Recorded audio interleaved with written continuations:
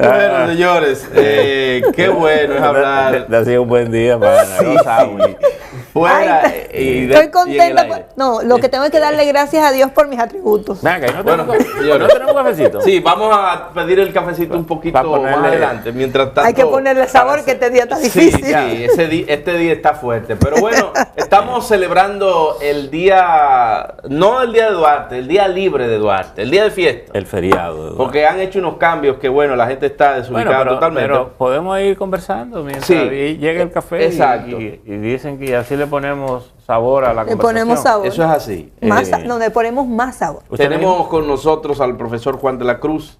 Él es historiador, es periodista también, es comunicador.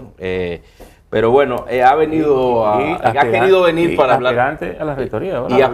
A la vicerrectoría. A la vicerrectoría. Vicerrectoría docente en la Universidad Autónoma de Santo Domingo. Vamos a aprovechar para hablar un poco de Juan Pablo. Tantas cosas que hay que hablar, sobre todo en materia de historia. Profesor, ahorita reiteraba una cosa que me gusta decir siempre de Duarte, que Duarte fue un dirigente político, porque a veces lo ponemos tan alto que parecería que no lo fue.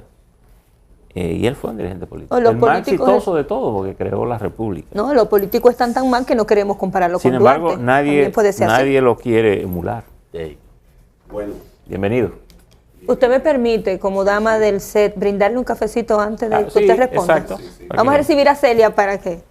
Para después de la risa que le causamos, usted también. Hola, bella, buen día. Para ponerle sabor a esa risa, ¿verdad? Mire, alcáncemele de un perso. Muchas gracias. Profesor, que le aproveche el café. Gracias. Esa es para usted. Y esto, Celia, ¿qué tal? Gracias. Mire cómo yo vine hoy. Celia es tan inteligente, pero yo le devuelvo el favor. Deme ese.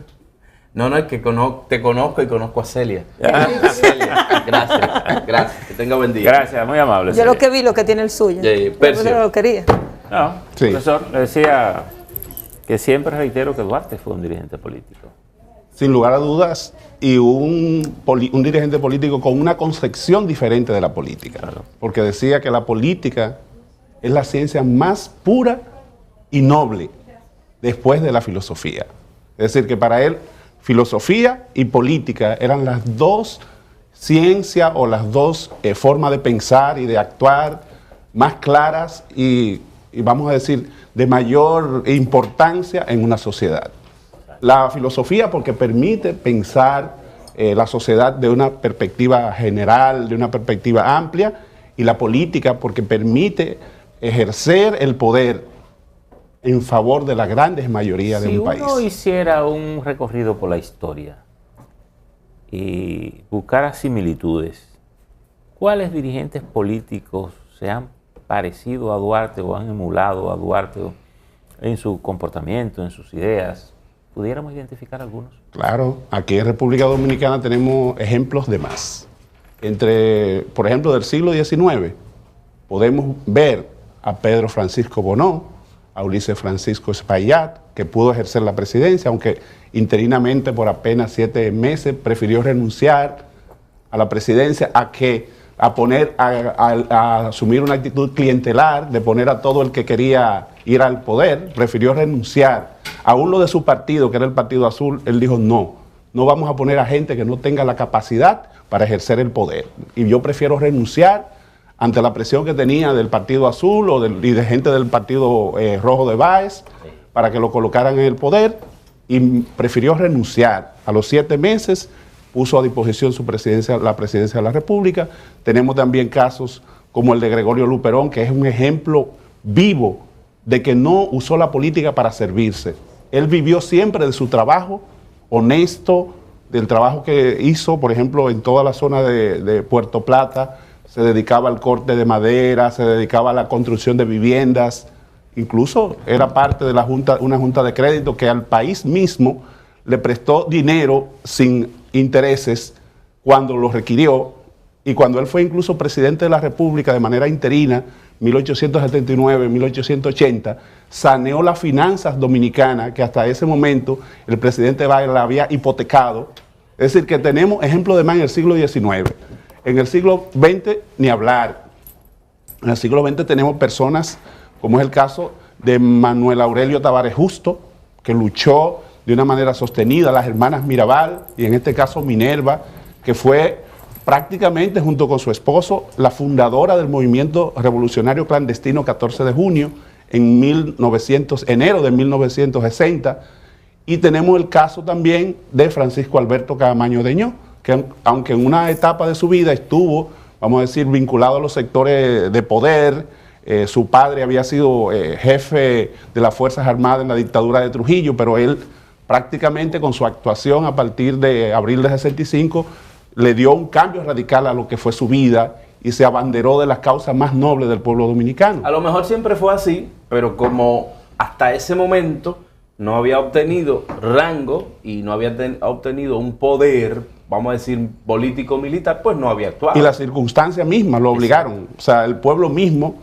y el hecho de que estaba luchando porque se restituyera un gobierno constitucional como el del profesor Juan Bosch, lo colocó del lado vamos a decir, del lado de la verdadera historia, que es la historia vinculada a los intereses de la población mayoritaria de un pueblo. Sin embargo, profesor, en este tiempo, ver cómo usted puede encontrar comparaciones o gente que quiso quizás emular a Duarte tiempos atrás, sentimos que esta generación no conoce, no valora, no ha tenido quizás ese seguimiento a la vida y entrega de Duarte por nuestra nación. ¿Hay algún problema? ¿Se ha cambiado el curso? ¿La forma de educar ha sido variada? ¿Dónde está quizás esa dejadez o quizás ese poco apego a un hombre como Juan Pablo Duarte? Todo esto está vinculado a la parte educativa.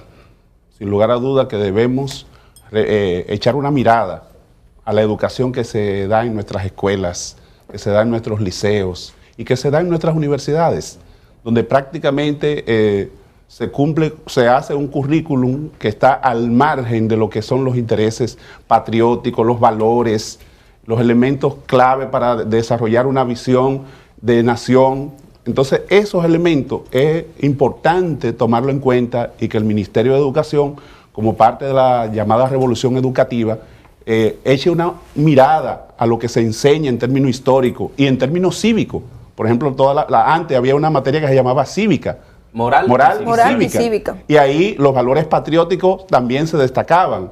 Hoy eso ha sido sacado. Lo único que hay en los colegios católicos es formación humana y cristiana, algo así. Y religiosa. Y religiosa. Entonces, y la parte patriótica de valores ha sido sacada prácticamente. Bueno, pero hasta la misma ley que hace el corrido de hoy, lo que tú me estás diciendo es que los días religiosos no se mueven, los días patrióticos sí. Eso es algo que evidentemente la religión... Y confirma lo que dice Manuel. Sí. Es una situación de que los valores patrios cívicos han sido desplazados. La decisión de poner estos días rojos tiene sentido desde el punto de vista de la formación. Mira. Porque yo me imagino que el 26 debería ser un día de trabajo en torno a la figura de Duarte en las escuelas. Y sin embargo nos mandan a todos a la playa desde que estábamos chiquitos. Sí, lo único que... Del mismo modo que en países como Estados Unidos, por ejemplo, el 4 de julio, no hay forma de que lo muevan.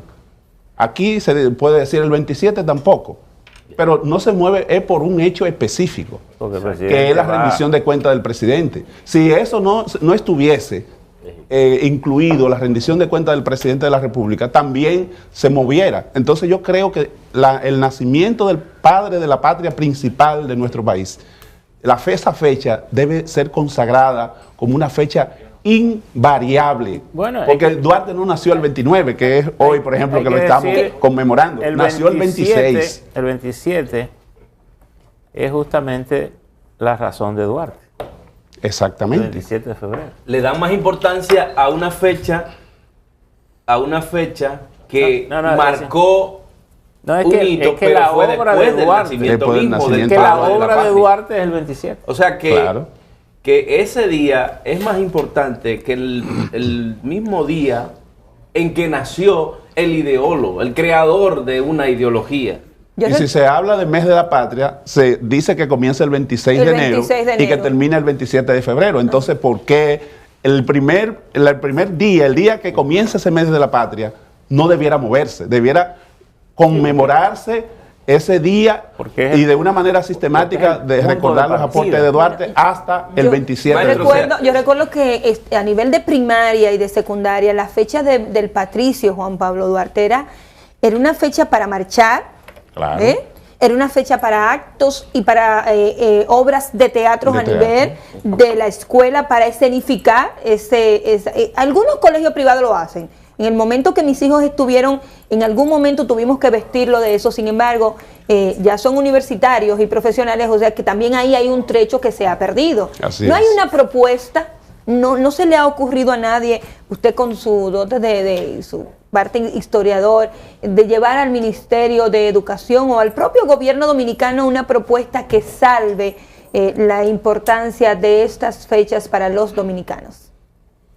Hasta donde yo sé, no hay ningún proyecto, exceptuando aquel proyecto que fue prácticamente en la era de Trujillo, que se estableció a inicios, de una gran maestra, apellido Pellerano, el Madame Germain de Pellerano, fue la que propuso que el 26 de enero fuera declarado fecha del natalicio de nuestro patricio Juan Pablo Duarte. Eso fue hacia el año 1932, ella lo propuso y se hizo ley a partir de 1935.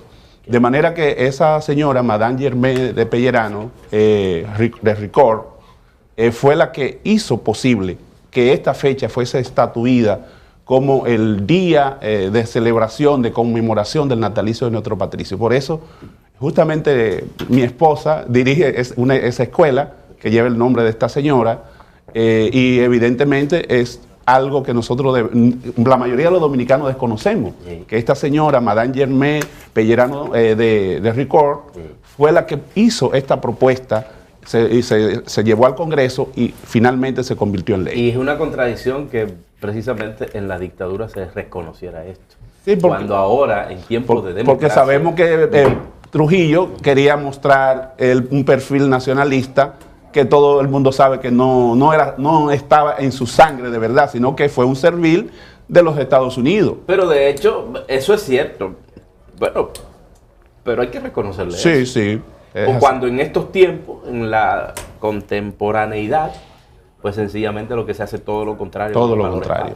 En nombre de la democracia. Maestro, mire, no quisiéramos, lamentablemente me están mandando a pausa, pero no quisiéramos despedirlo sin que nos diga cómo anda el asunto en la UAS y sus aspiraciones como candidato a vicerrector docente. Sí, sí. Muy importante traer a colación este tema porque nuestra universidad es una universidad fundamentalmente docentista. Exacto. Queremos que sea, además de docentista, de investigación. Y en nuestra gestión, como vicerrector docente, vamos a tratar de entrelazar ambas cosas.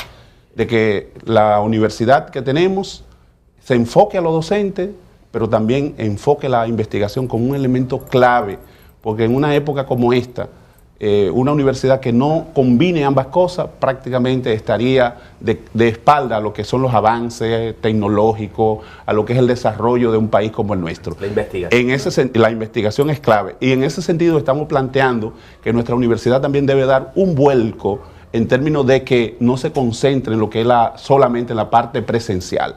Es necesario ya en esta época que nuestra universidad ofrezca carreras semipresenciales y virtuales, como lo hacen la mayor parte de las universidades del mundo que están en los rankings internacionales de calidad. Y en este caso tenemos toda una propuesta, por ejemplo, aquí está un librito con nuestras propuestas programáticas, donde nosotros establecemos claramente este aspecto, hablamos como una necesidad también que los docentes adquieran grado de doctorado, aquellos que tienen esa capacidad de investigar, de dedicarse a investigar, y que la UAS sea que sufrague esto. Sí. O sea, no puede ser que de los bolsillos de los docentes salga tener que prácticamente la mitad de su sueldo dedicarlo a formarse para seguir dando una educación de calidad. Asimismo, estamos planteando en esta propuesta que nuestros docentes la carga horaria que tiene son de 40 horas semanales. Nosotros entendemos que para que puedan dedicarse a estudiar e investigar debe por lo menos reducirse a 30 horas semanales y que las otras 10 la puedan dedicar a estudiar, a investigar, a hacer aporte a la sociedad y al estudiantado de nuestra universidad y al país en sentido general. ¿Están pautadas las elecciones? Están pautadas para el 20 de junio de este año. Pero hay candidatos que comenzaron hace 2 años o 3 años. Entonces nosotros dijimos, bueno. Yo tenía la sensación que igual que los partidos, como que siempre estaban en campaña. Bueno, la UAS es un centro de eso. Sí, ¿verdad? Es un centro de democracia, vamos a decirlo, que esa es una parte que casi nunca se le quiere reconocer. Es una de las pocas instituciones democráticas que tenemos, donde hay un nivel de participación, donde no se toma en cuenta, en este caso, su filiación política, sino que todo el que tiene la posibilidad y la decisión de participar, tiene esa posibilidad. En ese sentido, podríamos decir que es el último espacio, vamos a decir, de la Revolución de Abril que le queda al pueblo dominicano, en donde los cogobiernos, por ejemplo, participan los estudiantes, los empleados, los profesores, y tienen la posibilidad de elegir todos los actores de la universidad a sus representantes, cosa que no ocurre en las demás instituciones ni estatales ni privadas.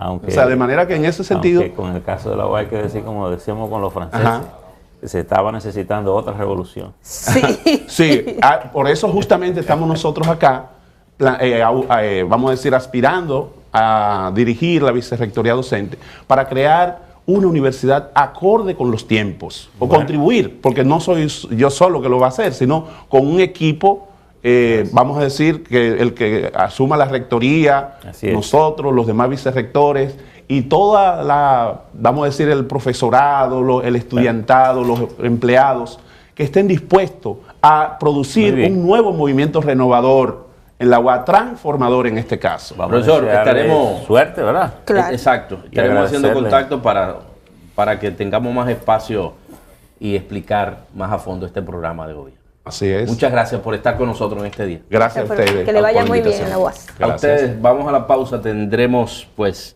en nuestra entrevista central, Andrés Navarro. Él es el ministro de Educación. Ya volvemos.